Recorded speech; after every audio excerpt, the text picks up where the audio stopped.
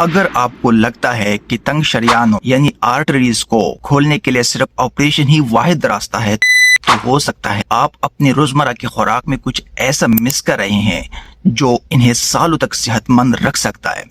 और नंबर 5 को तो लोग रोज इस्तेमाल करते हैं, लेकिन बिल्कुल गलत तरीके से। पहले एक जरूरी और हकीकत पसंदाना बात, कोई भी खाना शरियानों को रात भर साफ नहीं कर सकता, लेकिन ये 5 ग़िज़ाएं प्लेक बनने की रफ्तार को कम करते और खून की रवानी को बेहतर अंदाज में मददगार साबित होती हैं। पहला, ओट्स यानी जौ। इसमें बीटा ग्लूकागॉन फाइबर होता है जो बुरे कोलेस्ट्रॉल यानी LDL को कम करने में मदद करता है। नाश्ते में रोजाना ओट्स का इस्तेमाल दिल की सेहत के लिए एक बेहतरीन इंतखाब है।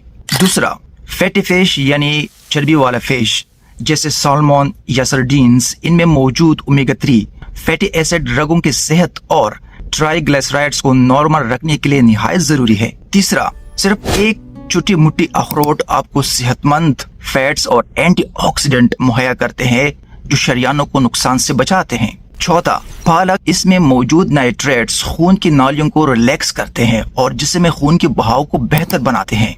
और पांचवा, जैतून का तेल। इसकी पॉलीफिनोल्स दिल की सेहत के लिए मशहूर है, लेकिन असली फायदा तभी मिलता है जब आप उसे पकाने की बजाय सलाद ड्रेसिंग या हल्की आंच पर इस्तेमाल करें। यहाँ पर लोग सबसे ज्यादा गलती करते हैं। सबसे बड़ी गलती सिर्फ एक ग़िज़ा पर भरोसा करना शरियानों को एक चीज नहीं पूरी लाइफस्टाइल महफूज रखती है।